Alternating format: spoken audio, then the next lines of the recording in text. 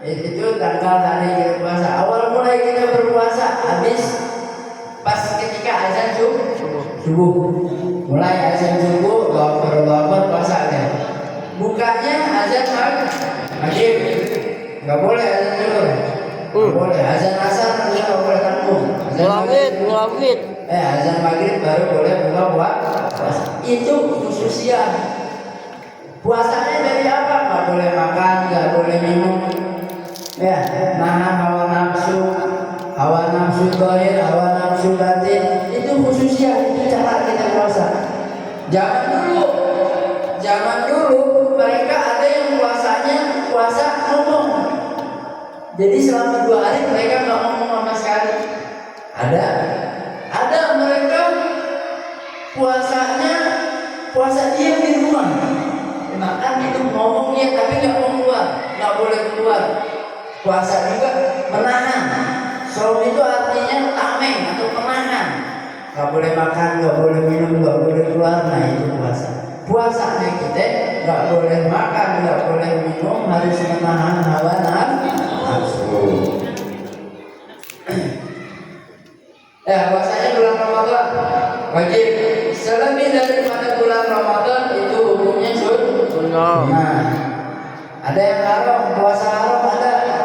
Nanti di bulan Sya'ban, nanti itu bakal dijelasin kalau udah masuk bulan Sya'bannya. Bulan depan coba kita jelaskan. Kenapa kok puasa itu haram? Ada apa dengan puasa yang haram? Berarti kita nggak boleh puasa? Iya, nggak boleh puasa. Ada lagi puasa yang wajib selain Ramadan, ada wajib kafaroh, wajib. Siapa yang umroh tuh, siapa yang pergi haji, tapi dia melakukan sebuah kesalahan, dikenakan kafaroh. Kafarohnya puasa. Atau dikenakan dam, hukuman. Damnya bukan puasa, ada juga yang puasa. Nah itu seperti itu. Yang wajib adalah bulan suci Ramadan. Dan juga di dalam bulan suci Ramadan itu terdapat yang namanya malam Lailatul Qadar. Nah ini harus kita kejar nih. Minimal seumur hidup 1 kali kita dapetin malam Lailatul Qadar. Minimal seumur hidup 1 kali. Kalau bisa setiap tahun alhamdulillah. Apa malam Lailatul Qadar? Wallahu a'lam. Nggak ada yang tahu.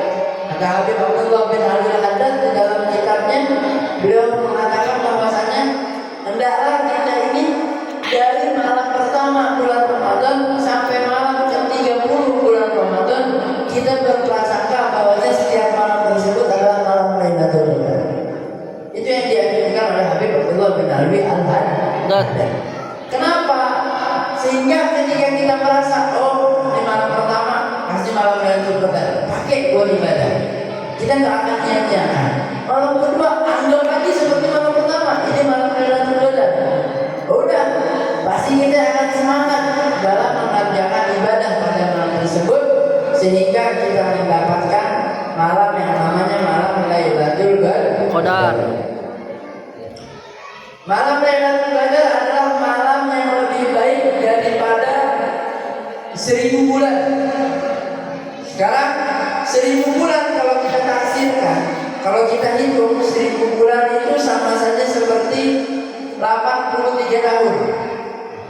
Satu malam aja kita dapat pahala malam Lailatul Qadar, maka seakan-akan kita dapat pahala beribadah 83 tahun. Jadi kalau dapat bulan Ramadan 10 kali aja, 10 kali seumur hidup kita dapat bulan Ramadan, dapat semuanya malam Lailatul Qadar kaliin 10 tahun. 83 kali 10 830 tahun. Siapa yang umurnya sampai di 830 tahun? Nggak ada. Udah umur 100 aja udah uzur ya. Udah jangan 100, umur 90 aja udah Bayamut masih muda, Bayamut alhamdulillah. Ya hasil apalagi umur 830 tahun. Aduh, susah, nggak ada. Umur akhir zaman sekarang ini umur sampai 1800 itu nggak bakal ada. Tapi ketika kita mendapatkan 10 kali malam Lailatul Qadar, maka kita seakan-akan beribadah 830 tahun. Karena satu Lailatul Qadar 83 tahun. Kali ini kalau kata Habib Umar bin Hafid itu mengatakan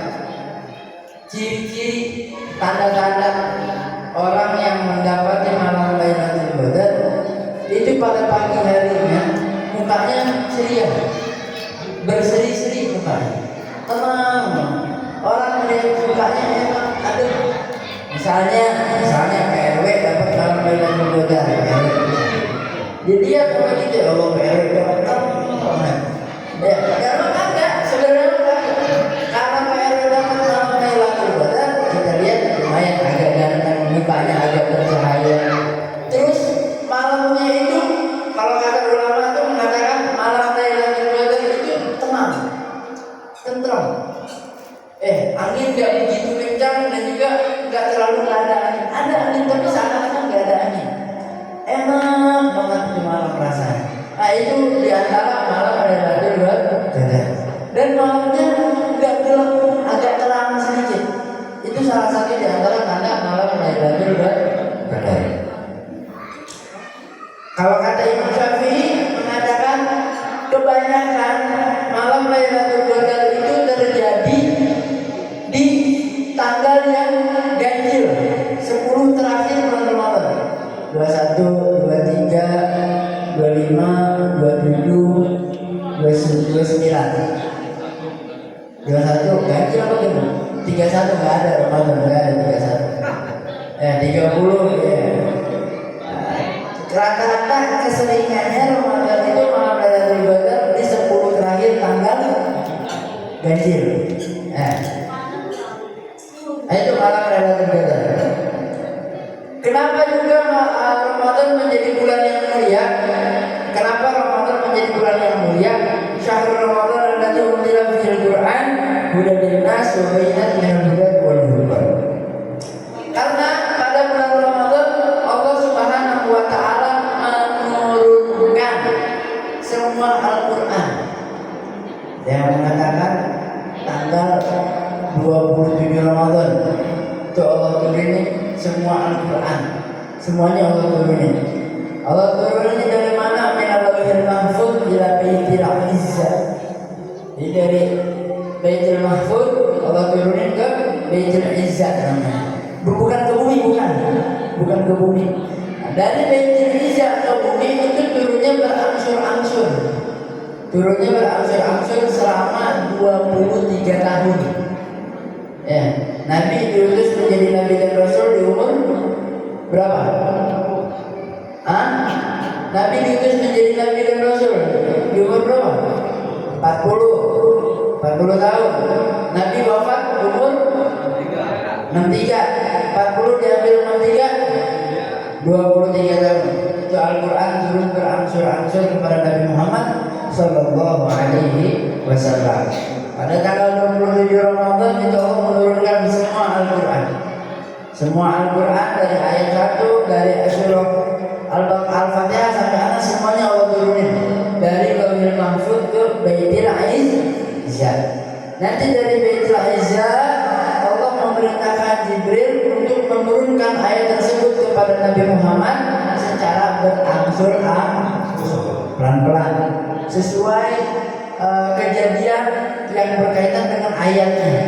Contoh ayat masalah perang, Allah turunin ayat masalah perang. Mau perang nih, Allah turunin ayat masalah perang. Terus lagi perang, mau sholat nih gimana? Allah turunin ayat sholat di dalam perperangan. Hukumnya Allah turunin. Puasa bulan Ramadan, Allah pengen puasa, dituruninnya pada bulan Ramadan. Sebelum bulan Ramadan Allah turunin. Masalah jual beli, ketika berjual beli Allah turunin ayat B, ayat perjual belian. Nah itu terjadi secara berangsur-angsur selama 23 tahun. Terus juga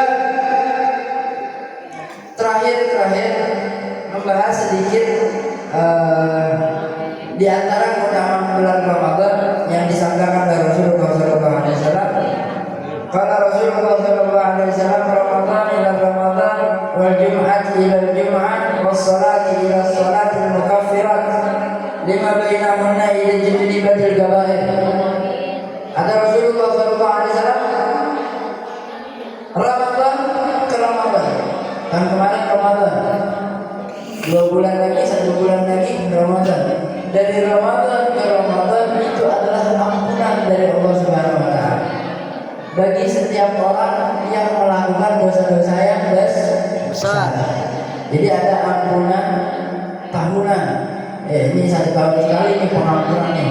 Dari Ramadan ke Ramadan itu Allah bakal ngampunin dosa-dosa kita deh. Dosa kita bulan Ramadan, dosa kita bulan Syawal, Qadar, Dzulhijjah, Muharram, Safar, Rabiul Awal, Rabiul Akhir sampai ke Ramadan lagi. Allah ampunin semua dosa-dosa kita. Ya, dosa-dosa yang besar. Itu dosa kalau misalnya berkaitan sama Allah. Kalau dosanya berkaitan sama manusia, wallahu amin, Allah ampunin sampai kita minta maaf sama orang tersebut. Kalau misalnya Anda punya salah sama RW misalnya, harus saya minta maaf sama RW, baru Allah ampunkan itu dosanya.